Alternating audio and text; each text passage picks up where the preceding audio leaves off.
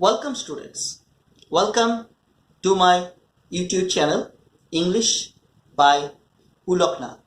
আর আমি পুলকনাথ, assistant teacher, পূর্ব বারাসাত আদর্শ বিদ্যাপীঠ। তোমাদের জন্য আজকে আলোচনা করতে চলেছি একাদশ শ্রেণীর ছাত্রছাত্রীদের জন্য তাদের topic Karma by Khuswant Singh. So students, before going to the discussion, this is my request to all of you. Please subscribe my channel English by Puloknath and press the bell icon just beside it, যাতে করে তোমরা তৎক্ষণাৎ পেয়ে যেতে পারো যে কোনো ভিডিওর নোটিফিকেশন যখনই আমি সেগুলোকে আপলোড করব আমার চ্যানেলে। তাহলে স্টুডেন্টস, চলো আমরা আলোচনা করি আজকের topic Karma by Khuswant Singh. In this video I shall discuss with you about the author Khuswant Singh and in general about the text, its background, its plot, title, theme, moral, and whatever else may be said in general about the text. So students, let's start our discussion. Karma by Khuswant Singh. Khuswant Singh was an Indo-Anglican writer. He was born in February 2, 1915 in the village Hadali in the district of Sargodha in Punjab. অর্থাৎ শিখ সম্প্রদায়ভুক্ত লোক, পাঞ্জাবে জন্ম, পাঞ্জাবের সরগোধা জেলার হাদালি গ্রামে 2রা ফেব্রুয়ারি 1915 সালে তার জন্ম। He was educated in Delhi and later in Lahore, and after completing his education he started practicing law and later on he started his career as a journalist. অর্থাৎ প্রথমে আইন প্র্যাকটিস করা শুরু করেন এবং পরবর্তীতে জার্নালিস্ট হিসেবে কিন্তু তার ক্যারিয়ার শুরু করেন। And he had a great interest in writing fictions and writing short stories, so he started publishing one after another his novels as well as his short stories. Okay, and he became a famous Indo-Anglican novelist and short story, one of the famous Indo-Anglican novelist and short story writers, and as well as a historian also. তাই তিনি Indo Anglican যারা writer আছেন, Indo Anglican writer কাদের বলা হয়? যারা আদতে ভারতীয় কিন্তু লেখেন তাদের লেখনীগুলো ইংলিশ ল্যাঙ্গুয়েজে ভারতীয় প্রেক্ষাপটের সাপেক্ষে, তাদেরকেই আমরা বলি ইন্দো অ্যাংলিকান রাইটার।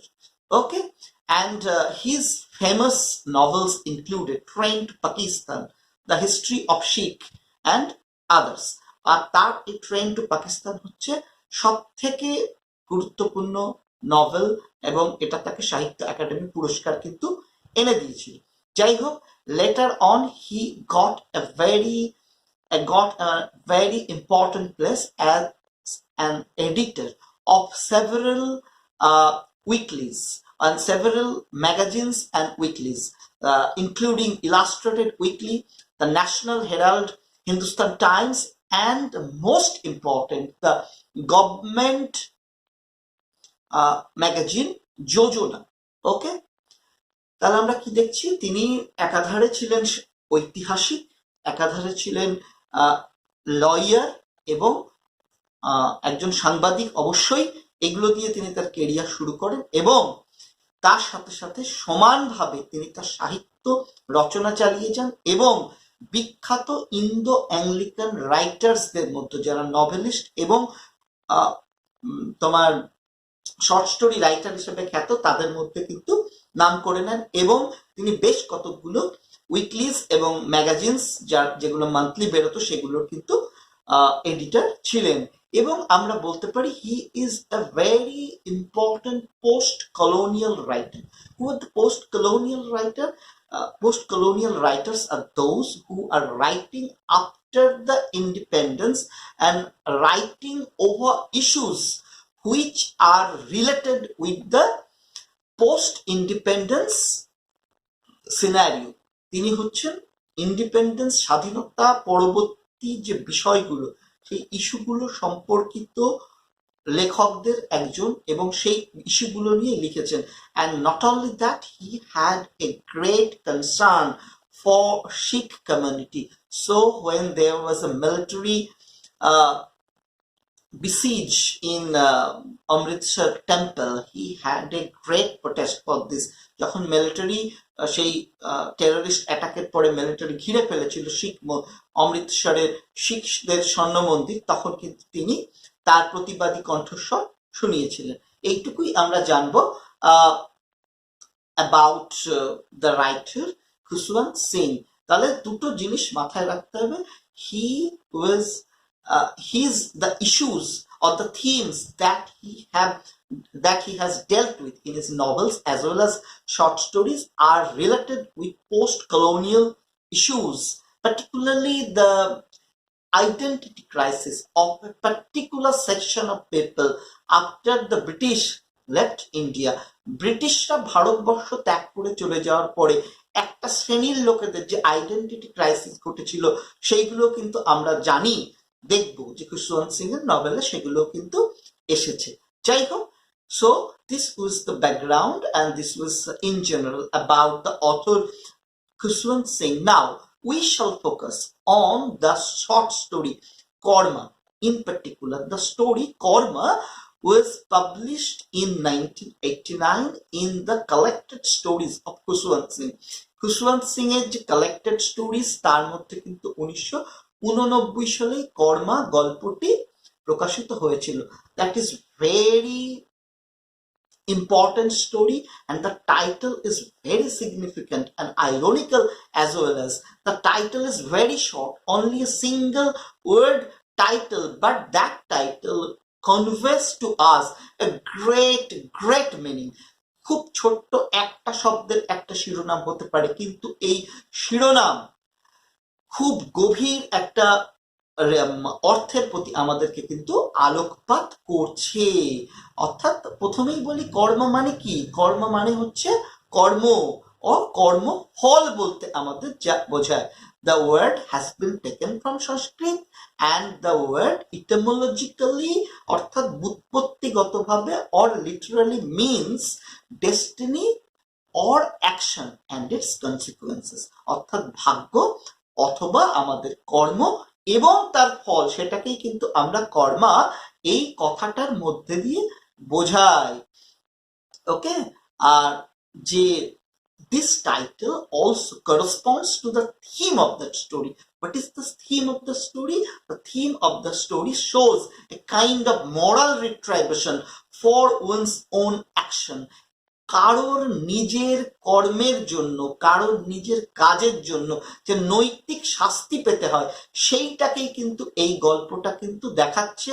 এবং এই title Karma is directly hinting at that theme.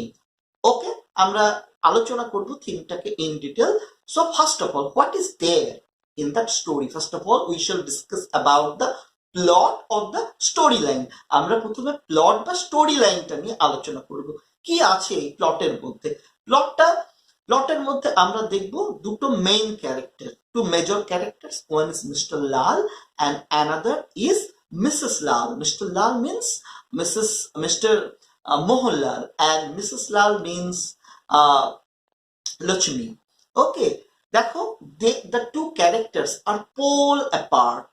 The author has not clarified the fact why Sir Mohanlal, a foreign educated person, highly sophisticated, a barrister and a vizier, একজন barrister এবং একজন গুরুত্বপূর্ণ সরকারি আধিকারিক, why such a man has married a native woman like Lakshmi who knows not a single English and knows no sort of English culture, English manner or anything else. এটা কিন্তু একবারের জন্য লেখক ক্লারিফাই করেননি কেন এই অসম বিবাহ হয়েছে। যাই হোক, যে জন্য তিনি এই দুটো ক্যারেক্টারকে তৈরি করেছেন সেটা হচ্ছে he has intentionally created the two characters while Sir Mohanlal is representing that sort of Indian or those Indians who blindly follows the British manner, British culture and hates anything that is native Indian, whereas Mrs. Lal or Lochbi is a representative of the commonplace Indian people who knows no sort of British culture, who has no sort of artificiality. Okay, they are very simple commonplace people. এই দুটো সেকশনকে দেখানোর জন্য কিন্তু এই দুটো ক্যারেক্টারকে খুশওয়ান্ত সিং এখানে কিন্তু এনেছেন আর কি। ওকে, তাহলে কি দেখতে পাচ্ছি, স্টোরি লাইন স্টার্টস উইথ, যখন আমরা দেখবো স্যার মোহনলাল এবং মিসেস লাল একটা স্টেশনে অপেক্ষা করছেন ট্রেন ধরার জন্য। ওকে, এবং ট্রেন আসছে, খুব আশ্চর্যভাবে দেখবো স্যার মোহনলাল তিনি কিন্তু লেডিলালকে নিয়ে গেলেও এক কামরায় যাচ্ছেন না। স্যার মোহনলাল যাচ্ছেন ফার্স্ট ক্লাস কম্পার্টমেন্টে, while Ladilal is travelling in inter class zenana compartment, অর্থাৎ সাধারণ তৃতীয় শ্রেণীর মহিলা কামরায় কিন্তু ভ্রমণ করছেন। স্যার মোহনলাল লেডিলালকে নেননি কেন? কারণ লেডিলাল কোনো ম্যানার জানেন না, তার মতে সো কল্ড ব্রিটিশ কালচার জানে না, ইংরেজ এই ভাষাটা জানে না, কম্পার্টমেন্টে তার কত ব্রিটিশ অফিসারদের সাথে দেখা হবে, ব্রিটিশ সৈন্যদের সাথে দেখা হতে পারে, তাদের সাথে কত ভাব বিনিময় করবে, সেখানে যদি লেডিলাল এরকম ভাবে তার পাশে থাকে এটা তার সম্মানের পক্ষে লাগবে, তাই তিনি লেডিলালকে সাথে নিয়ে যাচ্ছেন না। But he is ready to take any British with him, and even he is ready to pay for the fare of the British, that sort of people. তাহলে কেন এইরকম, কেন? দেখো, এই মোহনলাল যাকে আমরা দেখবো, sir Mohanlal is suffering from an identity crisis, because he has spent 5 years of his life in foreign country, in Britain, and has adapted everything from the British culture. And not only he has adapted the manners and customs from the British, but he has molded himself accordingly, and he has started hating the native culture, native manner. এই পর্যন্ত তার ঠিক ছিল যে তিনি British culture গ্রহণ করেছেন, শিক্ষিত, কিন্তু এটা তার মানে বলতে পারো pride and his arrogance, that he hates whatever is Indian. তার কাছে ইন্ডিয়ান মানে হচ্ছে একেবারে খুব rubbish, Indian culture, Indian people, everything else in India is rubbish, even his wife, including his Indian wife. এটা তার হচ্ছে একটা flaw or hamartia, and he will be paid back at his own coin for that sort of attitude. আর তার identity, এবং he adores the British and blindly follows their culture, manner, everything else. তিনি ব্রিটিশদের পুজো করেন এবং অন্ধের মতো follow করেন যা কিছু ব্রিটিশ। ওকে, আর দেখো তার তিনি মানে খুব লজ্জিত, তিনি একজন ভারতীয় এই কারণে আর কি, ভারতীয়দের মধ্যে নিজেকে মিসফিট ভাবেন, তাই তিনি এই আইডেন্টিটি ক্রাইসিস থেকে ভুগছেন। নিজেকে পুরোপুরি সাহেবদের মতো করে তুলেছেন, কিন্তু পুরোপুরি সাহেবদের মতো করে তুললেও তার গায়ে যে ইন্ডিয়ান তকমাটা আছে এটা তিনি ঠিক সহ্য করতে পারেন না, এই জন্যই তিনি আইডেন্টিটি ক্রাইসিসে ভোগেন। কিন্তু আমরা দেখব in the course of the story what we will find, আমরা দেখব the British whom sir Mohanlal adores, the British whose manners he blindly follows, and not only that, for following the British manner and culture, he hates everything India, Indian people, Indian wife, and everything else in India. সেই British তাকে আঘাত করবে, he will be hurt, he will be punished by that British. The two British soldiers whom Sir Mohanlal sees in the platform was they were drunkard, এবং sir Mohanlal decide করেছিলেন, তিনি তো একাই first class কম্পার্টমেন্টে যাচ্ছিলেন যে he will invite the two British soldier in the compartment, and even he is ready to pay the extra fare because those two soldiers had not the ticket for traveling in the first class compartment, and Sir Mohanlal was even ready to pay their fares. সেই দুটো British soldier bill and gym, they will not tolerate, এবং কেন, why এই ব্রিটিশদের সঙ্গ তার এত পছন্দ কেন? কারণ he has a sort of intention. তার ইন্টেনশনটা কি? His intention is for self aggrandisement. Self aggrandisement মানে হচ্ছে আত্মদম্ভিতা, তার দেখানো how much he knows British culture, how much he knows English. It's true, Sir Mohanlal knows English very well, and he can speak in a British accent so correctly, so accurately, that even a British will just startle, will think twice whether it's a British or it's an Indian people. যাই হোক, যদিও ব্রিটিশদের মতো তিনি কিন্তু খুব reserve follow করেন, কারোর সাথে গায়ে পড়ে যে আলাপ করেন না, তিনি কতগুলো বেইট বা টোপ ব্যবহার করেন, British cigarette, British whisky, British paper, everything, যাতে করে সেই ব্রিটিশ তার প্রতি কথায় আকৃষ্ট হয় এবং তিনি তাদের সাথে সখ্যতা গড়ে তুলতে পারেন, এবং through them he can have the information about his own dear England, where he has spent the 5 glorious years. এই হচ্ছে তার উদ্দেশ্য। এখনকার মতো তো এত কিছু টেকনোলজি ছিল না, ওই ব্রিটিশগুলোই তার সেই পথ জানা, সেই প্রিয় ইংল্যান্ড যেটাকে তিনি কাটিয়ে এসছেন, যেখানে 5 বছর তার গর্বের দিন, সেই ইংল্যান্ড এখন কেমন আছে। ওকে, কিন্তু what we will find in the story, that twist comes at the end. গল্পের শেষে আমরা কি দেখতে পাচ্ছি?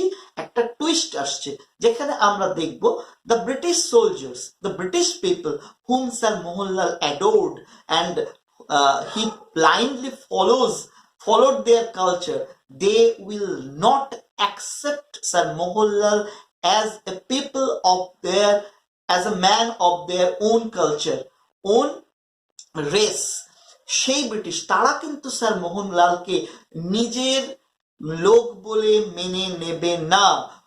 যদিও স্যার মোহনলাল তাদেরকে তার ব্রিটিশ অ্যাকসেন্টে বোঝানোর চেষ্টা করবে আমি তোমাদেরই লোক, still they will not tolerate a Indian in the first class compartment. Not only that, they will call Sir Mohanlal as a nigger, negro বলে তাকে অভিহিত করবে। দেখো, আমরা কিন্তু নিগ্রো নই, we are brown complexion people, but to the British each and every Indian, whether educated or uneducated, whether rich or poor, each and every Indian is a negro or a nigger.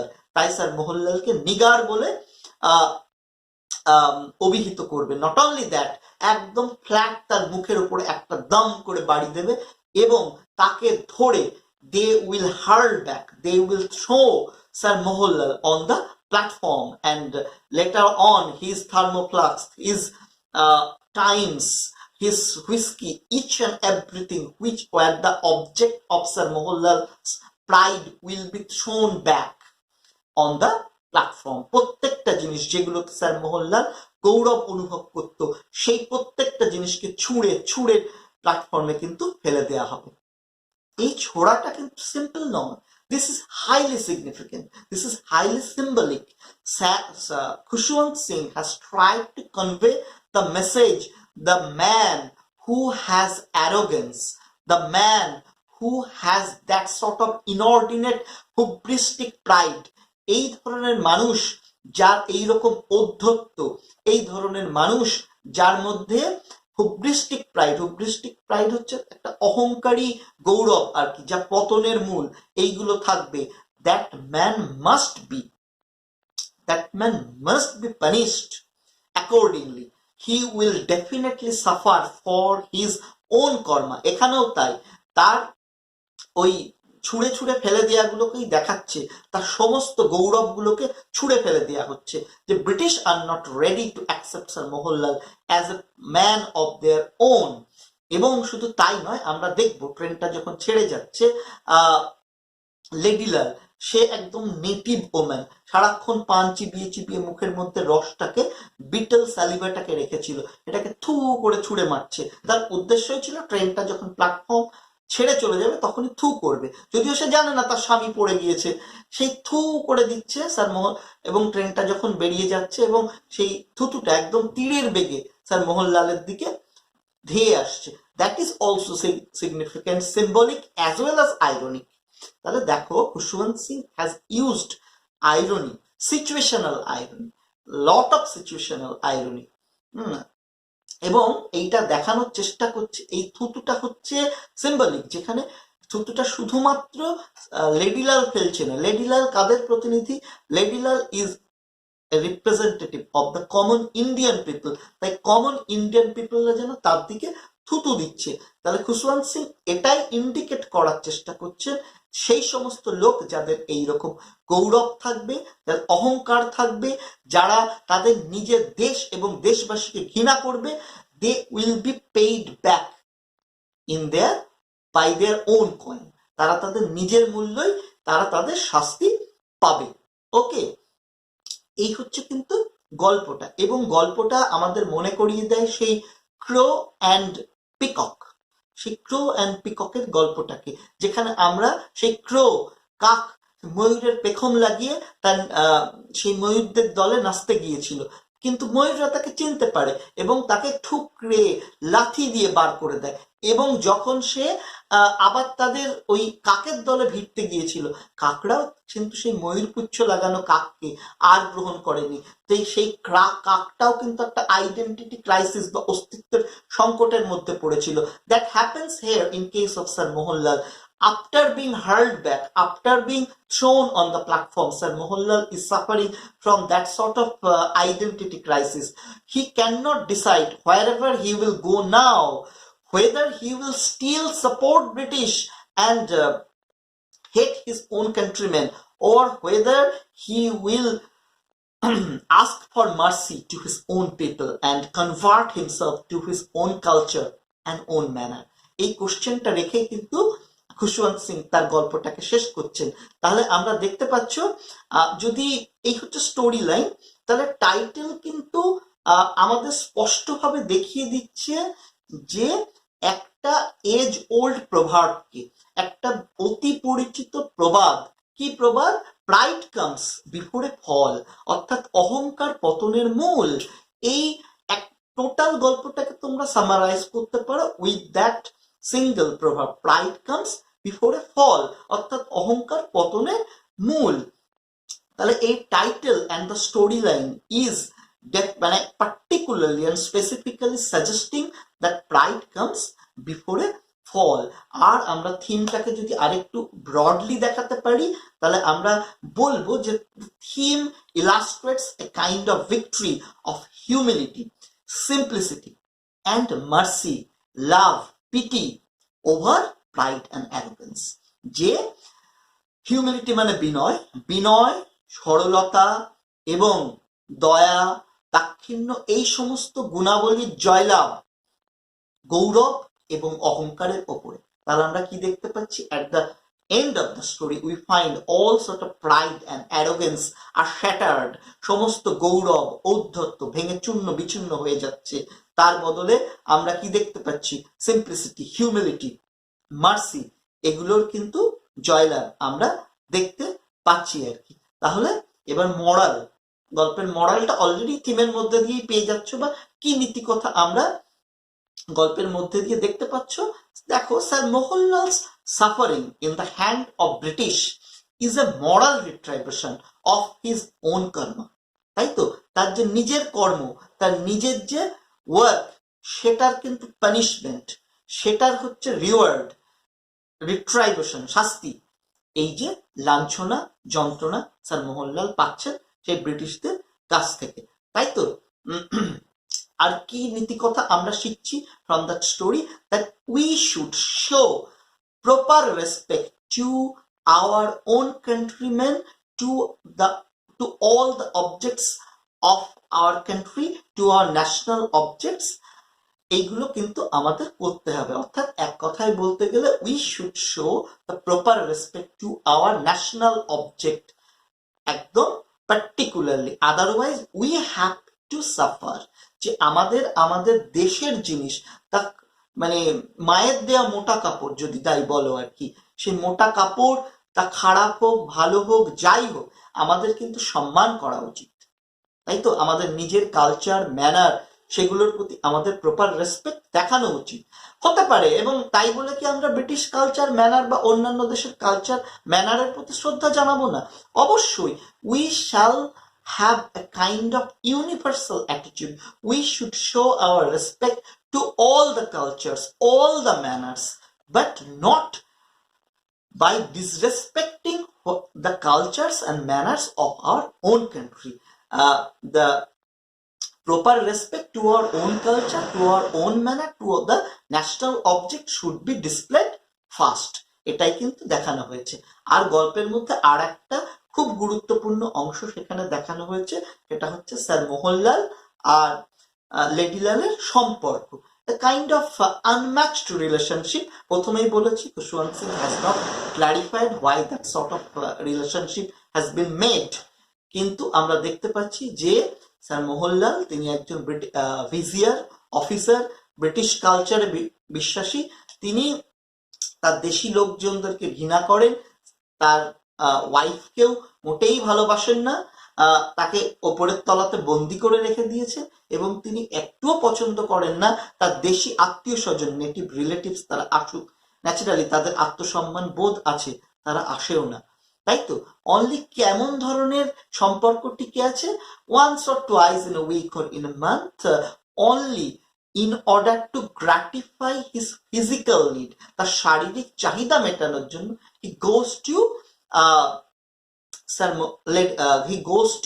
লেডিলাল. But even at their private relationship, we find Sir Mohanlal is a master, he orders, and Ladilal passively obeys it. Naturally, due to that sort of nocturnal adventure or this sort of loveless relationship, they had no issue, they had no children. ওকে, তাহলে এই একটা ইস্যুকেও কিন্তু এখানে দেখানো হয়েছে যে unhappy conjugal life, we also here find a kind of unhappy conjugal life, a relationship between a master and a servant. Okay, তাহলে so students, this was all about the author and about the background of the story, its storyline, its title, theme, moral, and about the two major characters, Sir Mohanlal and Ladilal. So students, thank you to all for seeing the video till the last. If you have any difficulty in understanding any point of my lecture, feel free to comment in the comment box. I will try to answer all of them. Thank you to all.